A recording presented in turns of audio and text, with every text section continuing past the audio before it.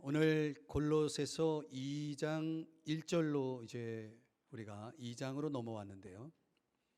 오늘 본문의 말씀 안에 보면은 사랑이라는 단어가 한 번 등장합니다. 보실까요? 2절에 보시면은 이는 그들로 마음의 위안을 받고 사랑 안에서, 사랑이라는 단어가 2절에 한 번 나오는데요. 저는 이 1절에서부터 3절까지의 이 본문 속에서 바울이 골로새 교인들을 얼마나 사랑하고 있었는지를 알 수 있는 근거들을 발견하게 되었습니다. 이 본문은 그런 의미에서 보면 사랑에 대한 깊은 교훈을 던져주는 본문이라고 말할 수 있습니다. 바울은 골로새 교인들을 정말 사랑하고 있었던 거죠. 여러분은 사랑하며 살고 계시나요? 여러분은 누구를 사랑하시나요? 어떻게 사랑하시나요? 저는 오늘 본문 속에서 이 바울이 골로새 교인들을 사랑했다면 그의 사랑은 어떤 사랑이었을까? 어떻게 사랑했을까? 그런 내용들을 같이 함께 살펴보면서 사랑의 특성에 대한 교훈, 바울의 사랑에 비추어서 우리가 사랑해야 한다면 어떻게 사랑할지를 함께 묵상하는 시간을 갖고자 합니다. 사랑에 대해서 배워보죠. 첫 번째로 사랑은 기도한다는 것입니다. 한번 따라 하십시다. 사랑은 기도하는 것이다. 자, 오늘 본문 1절의 말씀은 이렇게 끝을 맺습니다. 얼마나 힘쓰는지 너희가 알기를 원하노니. 자, 여기서 우리가 주목해 볼 단어는 힘쓰다라는 단어입니다. 힘쓰다. 명사형으로, 헬라어 명사형으로 아곤이라는 단어를 씁니다. 아곤. 이 무슨 뜻이냐면 경기장에서의 싸움, 걱정, 근심, 이런 의미를 가지고 있는 단어입니다. 또 이 아곤이라고 하는 것은 또 깊이 들여다보면은 바울이 얼마나 골로새 교인들을 사랑하고 있었는지를 보여주는 그런 단어이기도 합니다. 설명드리면 바울은 자신이 지금 감옥에 갇혀 있는 것을 걱정하고 있지 않았다는 거죠. 바울이 힘쓰고 있는 것, 걱정하고 있는 것은 자기 얼굴을 한 번도 본 적이 없는 골로새 교인들, 또 라오디게아 교회 교인들, 히에라폴리 교인들, 이 삼각 지역의 이 삼각형을 이루고 있는 도시 세 곳에 있었던 교회 성도들을 향해서 바울은 내가 너희들을 위해 얼마나 힘쓰고 있는지를 너희가 알기를 원한다라고 말하고 있는 것입니다. 마음속으로 뭔가 바울이 힘쓰고 있는 것이 있었다는 거죠. 그 힘쓰고 있는 실체가 뭐냐? 아곤이라는 단어를 조금 더 들어가 연구해 보면은 이 아곤은 싸움은 싸움인데 이런 싸움이 있죠. 생존을 위한 싸움. 오늘날 사람들이 먹고 살기 위해서 얼마나 치열한 경쟁을 하고 있습니까? 이것도 일종의 싸움이죠. 기업을 하시는 분들은 그 기업이 살아남기 위해서 얼마나 큰 싸움을 치릅니까? 자영업, 더 큰 싸움이죠. 그런 생존을 위한 싸움이 있을 수 있다. 이 아곤 속에는 그런 싸움도 의미합니다. 또 어떤 싸움은 도덕적인 싸움이 가능하죠. 내가 나 자신을 이기기 위해서 처절하게 나 자신과의 싸움을 싸우고 있는 사람도 있습니다. 학생들 같은 경우 시험을 앞두고 자기와의 전쟁을 또 치러야 되죠. 또 우리가 삶을 살아가다 보면 나를 이겨야만이 내가 살아갈 수 있는 그런 사람들이 있습니다. 도덕적인 투쟁이죠. 그런데 본절에서는 그런 투쟁보다는 뭔가 강한 우려, 즉 큰 근심으로 인한 내적 싸움을 의미하는 아곤의 의미라고 말할 수 있습니다. 도대체 그 어떤 근심으로 인해서 바울이 내적으로 싸우고 있었다면 그 싸움의 실체는 뭘까? 이런 싸움을 가리켜서 우리는 영적 싸움이라고 말합니다. 영적 싸움. 그 영적 싸움의 방법이 뭐였냐면 바로 기도였다는 거죠. 이 골로새 교회가 당하고 있는 지금 배경은, 그 골로새 교회는 지금 상당히 위험에 빠져 있었다. 이유는 거짓 이단 교사들의 존재와 그들의 영향력이 골로새 교회를, 그들의 믿음을 흔들고 있었다는 것입니다. 바울은 정말 골로새 교인들이 저들의 믿음을 잘 지켜 나갈 수 있을까? 저런 악한 영향력들을 어떻게 극복해낼 수 있을까? 굉장히 걱정을 했던 것 같아요. 그래서 그들을 위한 기도의 전쟁을 치르고 있었던 것입니다. 여러분, 우리 인생의 장에는 이런 치열한 영적 전쟁이라는 것이 존재하지만 상당히 많은 사람들은 이런 영적 전쟁의 실체를 잘 이해하지 못합니다. 영적이지 않은 사람들은 더더욱 이게 무슨 말인지 못 알아듣는 경우가 있죠. 근데 디모데전서 6장 12절의 말씀에 보면은 거기도 싸움이라는 단어가 나오죠. 믿음의 선한 싸움을 싸우라. 영생을 취하라. 이를 위하여 내가 부르심을 받았다. 이런 싸움이 있다는 거죠. 여러분, 우리가 죽는 그날, 천국 가는 그날까지 이 땅에 사는 동안 정말 내가 가지고 있는 이 믿음이 그날까지 건재할 수 있을까? 내가 거뜬히 천국 갈 수 있는 믿음을 내 평생 간직하고 있을까? 여러분 아십니까? 죽기 직전에 예수 부인하고 가는 신자들이 있어요. 어느 순간 그렇게 믿음 좋았던 사람도 믿음에 실족해서 세상으로 나가버리는 사람들도 있죠. 이 믿음을 지킨다는 것이 이게 엄청난 싸움입니다. 목회자의 눈으로 보면 정말 믿음의 절벽에 서 있는 사람들, 한 발짝만 내밀면 믿음을 내팽개칠 사람들이 많이 보이죠. 영적인 관점에서 보면 그것은 싸움입니다. 그런 사람들을 위해서 목회자가 열심히 기도하고 있는 거죠. 물론 그를 사랑하는 어떤 이들도 기도하게 있겠죠. 그래서 에베소 6장 12절에서는 이렇게 또 설명합니다. 우리의 씨름은, 싸움이죠. 우리의 싸움은 혈과 육을 상대하는 것이 아니요 그랬어요. 혈과 육에 대한 싸움이라면 멱살 잡고 싸우면 되겠죠. 그런 싸움이 아니라는 거예요. 왜? 악의 영을 상대하는 것이기 때문에 그렇다. 보이지 않지만 존재하는 악한 영을 상대하는 것이다. 그래서 이런 싸움을 위해서는 필연적으로 필요한 게 뭐냐? 6장 18절, 에베소 6장 18절에 보면은 뭐라고 말합니까? 깨어 구하기를 항상 힘써라. 여러 성도를 위하여 구하라. 뭐 하라는 겁니까? 기도하라는 거죠. 그래서 영적인 싸움을 실체를 아는 사람들은 어떤 상황에서 내가 지금 기도해야 하는지를 감지합니다. 느끼죠. 영적 싸움의 방법은 다른 거 없어요. 깨어 구하기를 항상 힘써야 된다는 것입니다. 이 바울은 골로새 교인들을 한 번도 만난 적이 없습니다. 본 적이 없습니다. 그러나 그들을 사랑했어요. 그들의 영혼을 너무나 사랑하는 거예요. 그들이 신앙을 지키기를 너무나 원했어요. 그래서 천국까지 갈 수 있기를 바랬어요. 그래서 바울은 순교자적인 기도를 하고 있었던 것이죠. 지금도 누군가에게는 이런 기도가 필요한 사람이 있습니다. 실제로. 그런 신앙의 문제, 영적인 문제를 떠나서 그것뿐만 아니라 실제적으로 삶의 어떤 문제로 인해서 정말 이런 간절하고도 절실한 기도가 필요한 사람들이 주변에 보면 참 많더라고요. 우리 교회 안에도 있고. 우리가 정말 사랑한다면 어떻게 해야 되겠습니까?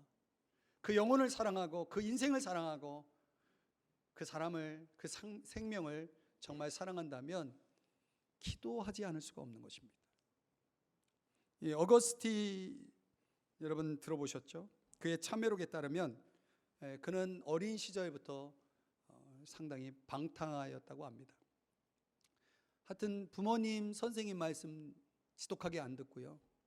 또 부모님이 싫어하는 것만 골라하고 정말 방탕하게 이웃에 피해를 주고 문란한 생활을 했다고 합니다. 그렇게 애를 태우는 아들을 위해서 그 어머니 모니카가 기도를 쉬지 않았다고 그러죠.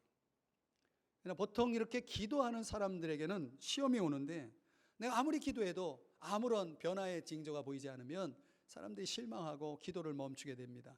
그런데 모니카에게도 갈등은 있었겠죠. 내가 이렇게 기도하는데 내 아들 저렇게 잘못된 길로 가고 있는 것, 도무지 변화될 기미가 보이지 않는 아들을 보면서 얼마나 실망스러웠겠어요. 어느 날 이 모니카가 꿈을 꾸는데 자기가 어떤 큰 자의 위에 서 있는 거예요. 그런데 키 큰 청년이 자기에게 다가오는데 그 청년이 아마 모니카가 굉장히 슬픈 기색을 하고 있었나 봐요. 왜 슬퍼하냐고 물었어요. 그랬더니 모니카의 대답은 이렇습니다. 내가 저 타락의 길을 가고 있는 아들 때문에 슬픕니다. 타락의 길을 가고 있는 아들 때문에 내가 슬픕니다. 그랬더니 그 청년, 꿈속에 나타난 그 청년이 하는 말이 아들을 좀 자세히 살펴보세요 라고 말하는 것입니다. 그래서 실제로 자세히 살펴보니까 글쎄 아들이 자기 곁에 와 있는 거예요. 그리고 꿈을 깼어요. 꿈에서 깼어요. 이 모니카가 그 꿈을 어떻게 해석했냐면 아들이 다시 돌아오겠구나 그렇게 생각을 하고 다시 마음을 추스려서 당시 교회 감독에게 찾아가서 내 아들을 위해 기도해 달라고 이렇게 기도를 부탁하니까 그 감독이 아주 유명한 말을 합니다. 잘 될 겁니다. 안심하고 돌아가세요. 기도하는 사람의 자식은 망하지 않습니다. 이 말을 해주었다는 거죠. 그렇게 됐을까요? 예. 이 어거스틴은 기독교계에는 성자입니다. 그가 후에 회개하고 돌아와서 이 히포의 감독이 되고 교회사에 길이 남을 대작들을 남기고 한 30년의 기독교사에 정말 없어서는 안 될 위대한 인물로 하나님께서 쓰시죠. 저는 모니카의 기도가 그 아들을 그렇게 만들었다 하는 것입니다. 여러분, 우리가 누군가를 사랑한다면 자식은 당연히 사랑하지 않습니까? 그러니까 사랑하는 일을 위해 우리가 기도한다면 그 기도는 그 기도를 하는 대상을 살리게 할 것이고 회복할 것을 믿습니다. 6.25 때 일어난 일화 가운데 들어보셨는지 모르겠지만 어느 가정에 아들이 있는데 이 아들이 이제 전쟁터에 나가지 않습니까? 6.25 전쟁에 나가게 되니까 부모가 아들한테 이렇게 당부하는 겁니다. 아빠 엄마가 널 위해서 새벽 5시에 항상 기도를 할 테니까 잊지 말아라. 그렇게 당부를 하는 거 보냈습니다. 전쟁터에 얼마나 위험한 일이 많습니까? 그렇기 때문에 그 아들을 위해서 그 부모는 새벽 5시 되면 어김없이 교회에 와서 새벽 기도를 하는 겁니다. 그런데 이 아들이 이제 전쟁터에서 이제 그 위험 속에 있을 때 계속 그 생각을 하는 거예요. 새벽 5시 지금 아빠 엄마가 나를 위해 기도하고 있겠지. 그럼 마치 그 부모님의 기도 소리가 귀에 들리는 듯 계속 그 기도하고 있는 부모님을 생각합니다. 어느 날 보초를 서는데 그날도 어김없이 새벽 5시가 된 거예요. 그 시간엔 부모님은 교회에서 날 위해 기도하고 있겠지 생각을 합니다. 근데 그 생각을 할 때에 마음에 너무 감사가 밀려오는 것입니다. 나를 위해 기도하고 있는 나의 부모님을 내가 어떻게 감사하지 않을 수 있는가? 나도 부모님을 사랑하는 보답으로 나의 부모님을 위해서 기도해야 되겠다. 자기도 모르게 무릎을 꿇고 이제 기도하려고 무릎을 꿇는 그 순간 땅 하고 총알이 머리 위로 날아간 것이죠. 어떻게 되었을까요? 살아난 거죠.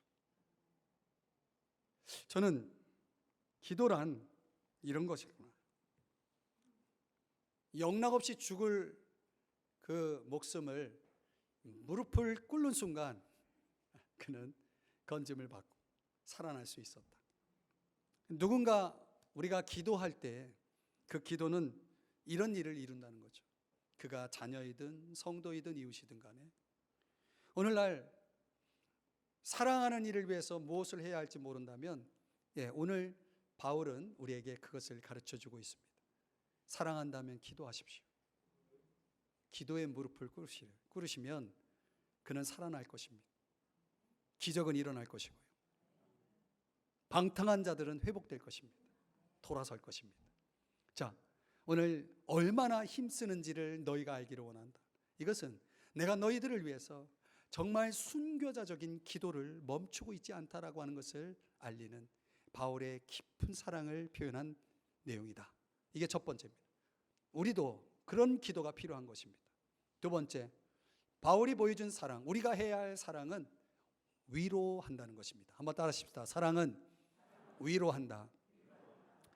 파라칼레오라는 단어인데요, 이 위로하다라고 하는 것은 위안하다. 오늘 본문에 위안을 받고라고 2절에 그렇게 표현하고 있습니다. 위안을 받고, 이제 위로라는 단어입니다. 다른 말로는 격려하다 또는 힘을 더하다, 이런 뜻을 가지고 있습니다. 이 본문의 문맥상 보면은 어떤 슬픔에 빠져 있는 사람들 그냥 위로하는 차원이 아니라 잘못된 가르침에 흔들리는 마음을 강하게 잡아준다는 그런 뜻을 가지고 있는 그런 단어입니다. 강하게 잡아주는 것입니다. 그래서 공동 번역본에 의하면 마음의 위안을 받고라는 이 표현을 마음의 힘을 얻고 이렇게 번역을 했습니다. 저는 그 번역이 상당히 본문의 문맥상 의미와 잘 맞는 번역이라고 봅니다. 자, 이 바울이라고 하는 사람이 골로새 교인들이 거짓 가르침에 직면해 있고 그들은 그것을 맞설 힘이 필요하다는 것을 알았습니다. 그래서 골로새 교인들을 위해서 이렇게 말하는 것입니다. 오늘 2절의 말씀은 이런 것입니다. 여러분, 지금 편지를 통해서 그렇게 말하는 거죠. 여러분, 제가 여러분을 위해 기도하고 있습니다. 여러분을 사랑합니다. 힘을 내십시오. 이렇게 지금 호소하고 있는 것이죠. 여러분, 우리가 종종 바울처럼 이런 위로의 한마디가 때로는 우리의 삶에 마음에 큰 힘을 줄 수 있다라고 하는 거 아십니까? 아마 골로새 교인들은 이 바울이 전해준 이 위로가, 위로의 편지, 위로의 말이, 그 위안이 그들에게 있어서 거짓 교훈을 맞서 싸울 수 있는 힘을 제공해 주었다고 믿습니다. 여러분, 우리가 인생을 살면서 이렇게 누군가로부터 마음의 힘을 얻을 필요가 있습니다. 저는 마음의 힘을 좀 다르게 번역하면 정신력이라고 말할 수 있습니다. 정신력. 잠언 18장 14절 말씀에 제가 생각하는 그런 해석의 관점을 잘 소개해 준 말씀이 하나 나오더라고요. 현대인의 성경으로 번역본으로 여러분 같이 한번 읽어볼까요? 시작. 사람이 병들면 정신력으로 지탱할 수 있으나 그 정신력마저 잃으면 아무 희망이 없어진다. 어떤 사람은요, 병이 들어도 정신력이 그 병을 이기게 하는 경우가 있습니다. 그렇죠? 근데 이 말씀대로라면 정신력이 없어지면, 정신력마저 잃어버리면 희망이 없다는 것입니다. 희망이 없다. 이 얼마만큼 이 정신력이 중요한지를 말씀하고 있는 거죠. 다른 성경 번역에는 마음의 힘이죠. 마음을 얘기하고 있는 것입니다. 얼마 전에 신문에 나온 기사 가운데 그 테니스계의 빅3라고 하는 페나조 들어보셨나요? 페나조가 페더러, 나달, 조코비치, 이 세 사람을 줄여서 앞자를 따서 페나조라고 한다는 거예요. 근데 이 사람들이 30대입니다. 한 사람은 38, 또 한 사람은 33, 또 한 사람은 32. 제가 좋아하는 사람은 32입니다. 그런데 이 빅3가 이 테니스계에서는 이미 20대에 테니스계를 평정한 이 세 사람이 지금 30대에 접어들었는데 10년이 지났는데도 불구하고 현재 30대에 왜 그들은 아직도 무너지지 않는가?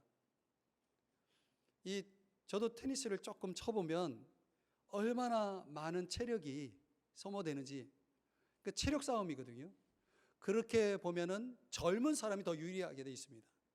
그 20대 그 쟁쟁한 세계적인 선수들이 그 세 선수 앞에서 그냥 지는 거예요.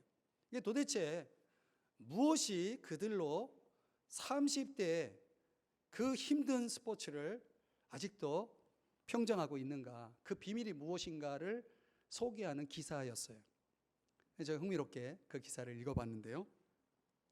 이 전통적인 훈련 방법은 매일 수천 개의 공을 치는 것이라고 합니다. 그런 훈련으로 위대한 선수들이 나오는 거죠. 얼마나 많이 치느냐. 그런데 현대에 와서는 두 가지 훈련을 더 강화시켰다는 것입니다. 하나는 근력, 또 하나는 정신력. 그래서 이 세 선수의 공통점은 뭐냐면 수천만 원의 연봉을 제공하는 멘탈 닥터를 고용했다는 것이에요. 저는 다른 것보다도 그 부분에 좀 주목을 해봤어요. 뭐 스포츠 분야지만은 저는 왜 그 선수들이 그렇게 롱런을 할까? 이유는 멘탈이었구나. 이게 어느 정도의 수준에 도달하면은 그 실력 차이는 별로 안 난다고 합니다. 결국은 이기느냐 지냐를 결정하는 건 정신력이다. 그 테니스를 잘하는 분의 이야기를 제가 들은 적이 있습니다. 맞다. 저는 그 신문 기사를 읽으면서 개인적으로 그런 생각을 해봤어요. 우리에게도 멘탈 닥터가 필요하지 않을까. 우리는 게임에서 이기는 정도가 아니라 인생의 경기에서 이겨야 되기 때문에 우리의 마음의 힘을 잘 제공해주고 코치해줄 수 있는 멘탈 닥터가 고액의 연봉을 주지 않더라도 우리의 인생 속에 그런 닥터가 함께 할 수 있다 그러면 얼마나 좋을까, 그런 생각을 해보았죠. 그래서 다시 한번 이 위안이라는 단어를 들여다보니까 거기에는 그런 이 멘탈 닥터가 할 수 있는 기능들을 보여주는 정의들이 나와요. 뭐냐면 어떤 사람을 가까이 오도록 부르다라는 거예요. 요청하는 겁니다. 누군가의 도움을 받는 거죠. 그는 강하게 호소하거나 건면하다, 환대하거나 다정하게 대하다, 이런 뜻을 가지고 있다는 거예요. 이게 멘탈 닥터의 역할이에요. 그래서 한 사람이 다른 사람과 함께 하면서 그들의 기분이나 상황을 변화시키는 말을 해주는 거죠. 어떤 사인을 보내는 거죠. 그런 다음에 그 태도를 바꿀 수 있는 용기와 어떤 새로운 희망, 새로운 방향, 새로운 안목을 전해주는 사람, 나눠주는 사람이 멘탈 닥터입니다. 그런 멘탈 닥터의 역할을 보여주는 성경 구절이 또 하나 있습니다. 데살로니가전서 5장 14절인데요. 현대인의 성경으로 한번 같이 읽어봐요. 시작. 그리고 제멋대로 사는 사람을 훈계하고 마음이 약한 사람들을 격려하며 힘이 없는 사람들을 도와주고 모든 사람들을 인내로 대하십시오. 아멘. 이 바울이 데살로니가 교회 성도들 간에, 성도 간에 서로 이런 역할을 하라는 거예요. 그러니까 멘탈 닥터는 다름 아닌 성도였구나. 성도인 우리가 이런 닥터 역할을 해야 된다는 것입니다. 서로의 마음의 힘을 키워주는 그런 닥터의 역할을 해야 된다는 것입니다. 저는 수천만 원의 연봉을 받는 사람보다 더 중요한 역할, 더 큰 가치를 가지고 있는 위치에 있는 사람들이 바로 성도구나라는 것을 깨닫게 됩니다. 19세기의 최고의 시인이라고 하는 헨리 롱펠로라고 하는 시인이 있는데요. 그는 한평생 고통스러운 삶을 살았다고 합니다. 그가 결혼한 젊을 때 만난 부인은 이 병에 아주 오랜 투병 생활을 하다가 죽었고, 그리고 재혼을 해서 다시 만난 두 번째 부인 또한 몇 년 못 가서 보호소에서 일하다가 화상을 입고 수년 동안 고통스럽게 고생하다가 세상을 떠나게 됩니다. 그런데 한평생 정말 고생만 한 두 여인과 함께 고생한 이 롱펠로가 그의 나이 75세가 되었을 때 이 세상에 정말 많은 사람들이 위로받을 수 있는 수많은 시들을 세상에 내놓게 됩니다. 이 사람들이 물었어요. 당신이 그렇게 고통스러운 삶을 살았는데 어떻게 이런 아름다운 시, 많은 사람을 위로할 수 있는 이런 위대한 시를, 많은 시를 내놓을 수 있었느냐라고 하는 그 이유를 묻자 그는 자기 집 앞에 있는 한 나무를 가리키면서 저 우리 집 앞에 있는 저 사과나무를 보십시오. 그러면서 하는 말이 저렇게 다 말라 빠지고 잎이 다 떨어지고 정말 죽은 것 같은 저 나무지만은 내년 봄에는 또다시 꽃을 피우고 사과가 열립니다. 나는 저 사과나무로부터 엄청난 위로를 받고 있습니다. 그래서 저는 많은 시들을 쓸 수 있었습니다. 저는 이 롱펠로의 이야기를 성경적으로 좀 적용해 보면서 또 나에게 적용하면서 그런 생각을 했습니다. 어쩌면 내가 저 초라한 사과나무와 같을 수도 있겠다. 말라 빠지고 늙어서 마치 죽은 듯한 그 나무처럼 정말 보잘것없는 초라한 작은 존재와 같은 그 사과나무. 그런데 내년 봄이면 꽃을 피우고 사과가 열린다는 거예요. 이 얼마나 놀라운 원리입니까?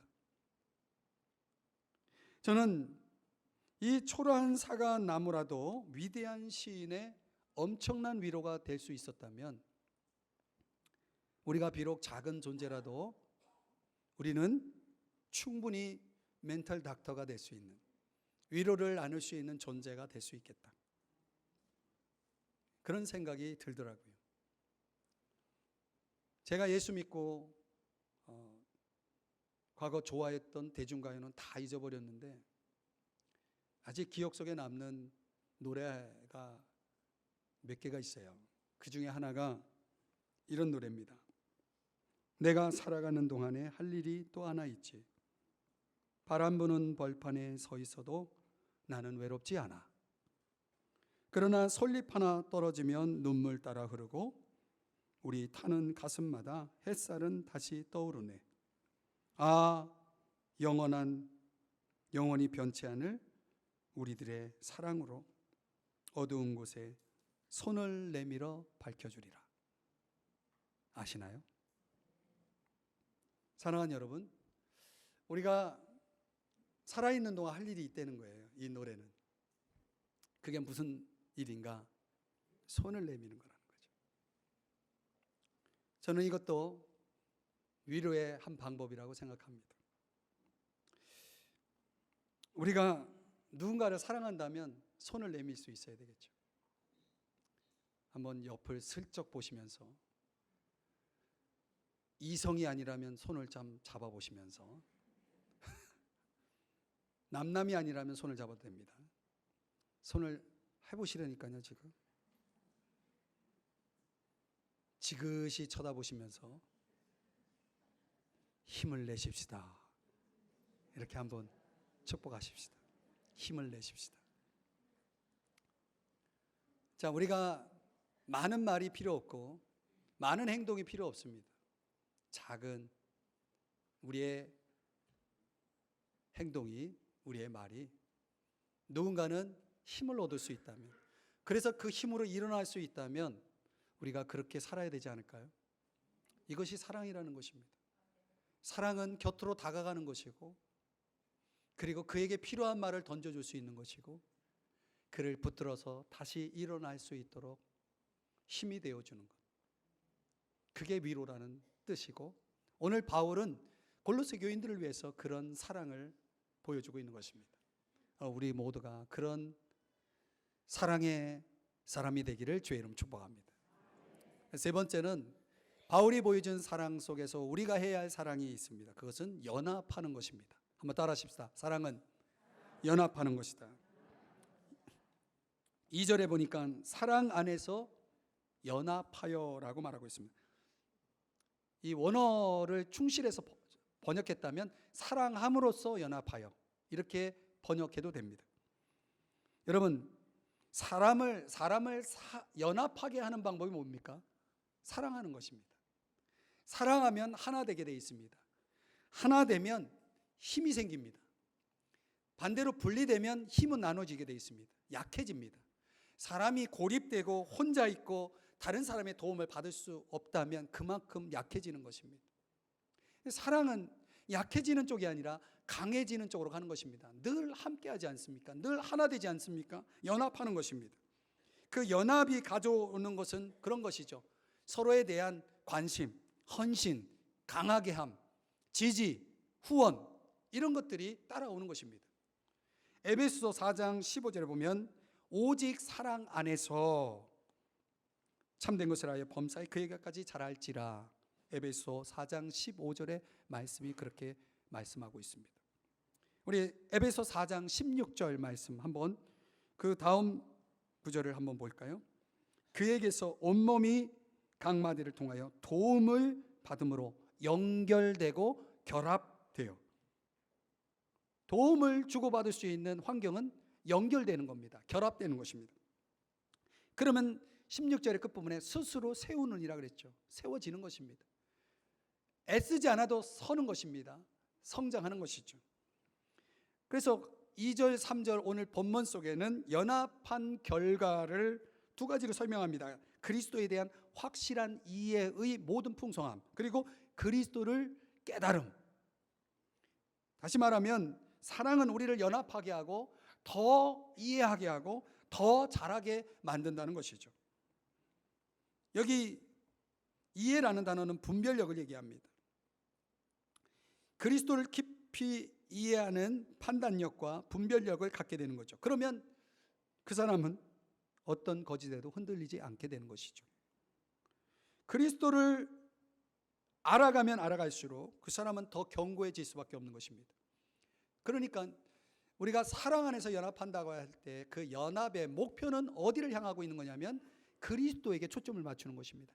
그리스도를 향하여 연합해 가는 것입니다. 그리스도를 향하여 사랑하는 것입니다. 그래서 연결고리로 말하면 사랑하면 연합하게 돼 있고 연합하면 성장하게 돼 있고 성장하면 견고하게 되어 있는 것입니다. 그런 연결고리가 원리가 적용되는 거죠. 어제 뉴스에 보도된 내용에 의하면 안타깝지만 우리 사회에 황혼 이혼이 많아지고 있다라는 건 오래전에 나온 뉴스인데 지금은 황혼 살인이 많아지고 있다. 이제 깜짝 놀라서 저는 목회자이기 때문에 그런 뉴스를 그냥 지나칠 수 없어서 더 이렇게 살펴보고 또 자료를 검색해보고 했더니 60 넘어서 이혼하는 가정도 많고 또 죽이는 일도 살인도 그 살인해서 죽는 사람의 그 확률 가운데 퍼센테이지 가운데 황혼 살인이 그렇게 높다는 거예요. 조심하세요. 왜 그랬냐 그랬더니 하도 때려서 그날은 뭐 참을 수가 없었다는 거예요. 이제 그런 사례를 얘기하면서 그 기사가 나오길래 왜 우리 사회 속에 이런 일들이 많이 일어나는가, 이유가 뭘까 생각을 해봤어요. 이런 이야기가 있어요. 어떤 아이가 아버지께 이제 질문을 합니다. 아빠, 전쟁은 무서운데 왜 어른들은 왜 자꾸 싸움을 하려고 해요? 그러니까 아빠가 심각하게 고민을 하다가 이런 말을 합니다. 그거는 너가 알아듣기 참 어렵지만은 1914년에 일어났던 세계 전쟁은 독일이 벨기에를 침범하면서 시작됐는데 하면서 쭉 설명하니까 옆에서 아내가 들으면서 뭐 애들에게 그렇게 바로 직접적으로 잘 얘기를 해줄 수 있는데 그런 얘기를 하냐고. 전쟁은 그런 게 아니고 처음에 누군가가 살해돼서 복수하려고 했고 또 누가 또 복수하려고 하고 그래서 시작된 거다 이렇게 하면서 아내가 또 훈수를 두는 거예요. 그러니까 또 남편이 참을 수 없어서 무슨 소리냐고 그러면서 또 말하고 또 아내는 또 언성을 높이면서 또 화가 났는지 문을 꽝 닫고 나가버렸다는 거예요. 그 아이가 이 광경을 보면서 고개를 끄덕거렸습니다. 전쟁이 왜 시작되는지를 이해했다는 겁니다. 여러분, 부부가 살아가면서 가정 안에서 적용해 보면 갈등이라는 건 존재합니다. 저는 갈등은 사랑 때문에 오는 것이라고 봅니다. 그러나 그 근본적인 원인은 다르기 때문에 갈등이라는 것은 존재하죠. 부부가 함께 살다 보면 서로에 대해서 너무 깊이 알게 되고 그 알미 다름을 더 알게 되고 또 그 다름 속에서 갈등이 존재한다고 봅니다. 관심이 없는 사람은 갈등이 없습니다. 누군가에게 관심이 없다면 갈등하지 않습니다. 근데 이런 갈등의 극복의 방법이 뭐냐? 저는 그게 사랑이라고 믿습니다. 그 사랑이라는 게 뭡니까? 고린도전서 13장에 보면 사랑은 모든 것을 참고 모든 것을 믿고 모든 것을 바라고 모든 것을 견디느니라. 아멘. 그러니까 사랑이라고 하는 것은 감정의 단어가 아니에요. 의지적인 단어입니다. 그래서 참을 수 있는 것입니다. 참을 수 없는 상황에서 참으라는 것이죠. 오래 참는 것입니다. 의지적으로. 우리가 적어도 그러기 위해서는 우리 믿는 부부가, 믿는 가정에서 더더욱 그런 것들을 성경적인 관점에서 보면 사랑은 연합하는 것이다 그랬잖아요. 연합하기 위해서는 연합의 목적과 방향이 중요합니다. 어느 쪽으로 연합해야 됩니까? 올바른 쪽으로 연합해야 되겠죠. 어떻게? 그리스도 쪽으로, 그리스도의 말씀 쪽으로. 그래서 하나님의 말씀이 사고와 결정의 기준이 되면 갈등의 문제는 다 해결되게 되어 있습니다. 서로가 상호간에 성경 말씀대로 그렇게 사랑하고 순종할 수 있다면 갈등은 해결될 수 있지 않겠습니까? 이 부부가 인생의 항로를 가면서 정말 갈등을 극복할 수 있기 위해서는 그 방법밖에 없어요. 함께 하는 것을 늘려가는 것입니다. 그런데 우리가 영적으로 그리스도에게 초점을 맞춰서 함께 해가야 될 중요한 요소가 뭐냐면, 적용한다면, 예를 들어서 적용하면 이런 것이죠. 함께 성경 읽고 함께 기도하는 것입니다. 그런 가운데서 서로가 신앙적인 대화가 존재할 수 있다면, 신앙적 대화가 가능하다면 그 가정은, 그 관계는 갈등을 충분히 풀어낼 수 있습니다. 우리가 그 성경의 정신을 따른다면 말이죠. 그래서 우리가 그런 신앙적인 대화의 장을 마련하려고 애를 써야 돼요. 그런데 서로 신앙적인 코드가 맞지 않고 다름으로 치달으면 굉장히 갈등이 많을 수밖에 없죠. 그래서 한쪽이 믿지 않는다면 그분이 믿을 수 있도록 기도 많이 하시고 도와주셔야 됩니다. 그리고 그뿐만 아니라 우리가 함께 할 수 있는 취미 생활을 개발해야 돼요. 함께 걷기, 함께 운동하기, 함께 여행하기, 혼자 가지 말고 함께 독서하기, 이런 것들 통해서 서로 대화하고 함께 뭔가 공유하는 것들이 있어지면 오늘날 이 사회가 가지고 있는 그런 문제들은 저는 줄어들 뿐만 아니라 없앨 수 있다고 봅니다. 교회가 그런 입장에서 보면 사랑은 연합하게 하는 것이다. 어느 쪽으로? 하나님을 아는 모든 일에 닿는 쪽으로, 하나님에게 초점을 맞추는, 그리스도에게 초점을 맞추는 쪽으로 가다 보면은 거기에 말씀이 있고 거기에 은혜가 있고 거기에 사랑이 있고, 그래서 하나가 되고 갈등은 해결되어진다고 믿습니다. 이사야 26장 3절에 보면은 현대인의 성경에서는 이렇게 말씀해요. 여호와는 자기를 의지하고 마음이 한결같은 자에게. 요 한결같다라는 것이 원어에 보면은 마음이 그 자리에 있다, 머물러 있다, 이런 뜻입니다. 대부분의 마음은 그 자리에서 벗어나죠. 원래 가지고 있었던 마음이 아닌 다른 쪽으로 위치를 변경하기 때문에 갈등이라는 걸 벌어집니다. 그런데 마음이 한결같으면 어떤 결과가 주어지느냐? 그 말씀에서는 완전한 평화를 주신다. 누가? 하나님이. 하나님을 향해서도 또 사람과의 관계 속에서도 그런 것입니다. 평화가 주어지는 것입니다. 말씀을 정리해 보면요, 결국은 우리가 누군가를 사랑한다면 우리는 연합하는 쪽으로 힘써야 됩니다. 성도 간에도 부부 간에도 이웃 간에도 자꾸 연합하려고 합니다. 근데 우리 사회는 자꾸 갈라놓으려고 그래요. 이게 문제인 거죠. 연합하는 쪽으로 가야 됩니다. 그런 방향을 향해서 움직여야 됩니다. 우리가. 어느 소아과 병원 의사 선생님이 이 파리하게 병든 어린 아이를 진찰하고 나서 부모에게 이렇게 말하는 것입니다. 이 아이는 내가 고칠 수 없는 병에 걸려 있습니다. 그러니까 엄마가 답답한 마음으로 물었겠죠. 도대체 무슨 병이냐고. 그랬더니 사랑이 부족해서 생긴 병입니다. 그렇게 말했다는 거예요. 이런 병은 의사가 고칠 수가 없는 것입니다. 그러니까 우리 사회 속에 이런 병에 걸린 사람들이 적지 않다고 봅니다. 저는. 사랑이 부족해서 생긴 병은 사랑을 받아야 치유됩니다. 그렇다면 그 사랑을 누가 보일 수 있느냐? 성숙한 사람이, 믿는 사람이, 성장한 사람이 할 수 있겠죠. 지난 10월 2일에 미국의 한 연방지방병원에서 법원에서 미국 언론의 관심을 집중한 재판이 있었다고 합니다. 10월 2일이니까 며칠 안 됐죠. 컨설팅 회사에 다니며 총망을 받던 26살 된 흑인 젊은 회계사가 자기 집에서 백인 여자 경찰의 총에 맞아 숨진 사건의 판결이 나오는 날이었다고 합니다. 근데 그 피해자 청년이 죽은 이유가 경관이 자기 집으로 착각해서 들어갔는데 웬 남자가 있으니까 강도인 줄 알고 총을 쏴서 죽인 거예요. 어떻게 그런 일이 있을 수 있습니까? 그래서 검찰은 그 경찰에게 28년형을 구형을 이제 정했고, 그리고 시민 배심원단에서는 무기징역에 해당하는 형으로 처벌해 달라고 그렇게 판결을 내린 거예요.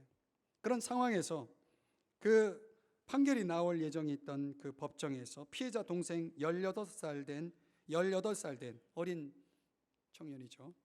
브렌트 진이 형을 죽인 피의자 원수를 바라보면서 입을 이렇게 열었다는 겁니다. 저는 당신을 한 명의 인간으로서 사랑합니다. 당신이 죽고 썩어 사라지길 원한다고 말하고 싶지 않습니다. 저는 당신이 감옥에 가는 일도 바라지 않습니다. 저는 당신에게 가장 좋은 것만 빌어주고 싶습니다. 그것이 저의 형이 원하는 일이기 때문입니다. 그리고 당신의 남은 삶은 그리스도에게 헌신해 주십시오. 이렇게 당부한 후에 떨리는 목소리로 판사를 향해서 이렇게 말합니다. 이게 가능한 일인지 잘 모르겠지만 제가 우리 형을 죽인 저 형사를 한번 안아줄 수 있을까요? 그랬더니 판사가 허락을 했다는 거예요. 그래서 그 형을 죽인 원수를 18살 된 그 동생이 안아주면서 그 법정에서 많은 여러 가지 이야기들을 나누는 장면이 이제 미국 사회에 전해진 겁니다. 사람들이 충격을 받았어요. 자기 형을 죽인 원수 같은, 그것도 인종적으로는 미국 사회에서 아주 큰 이슈잖아요. 흑인이 죽었다는 거죠. 백인에게 있어.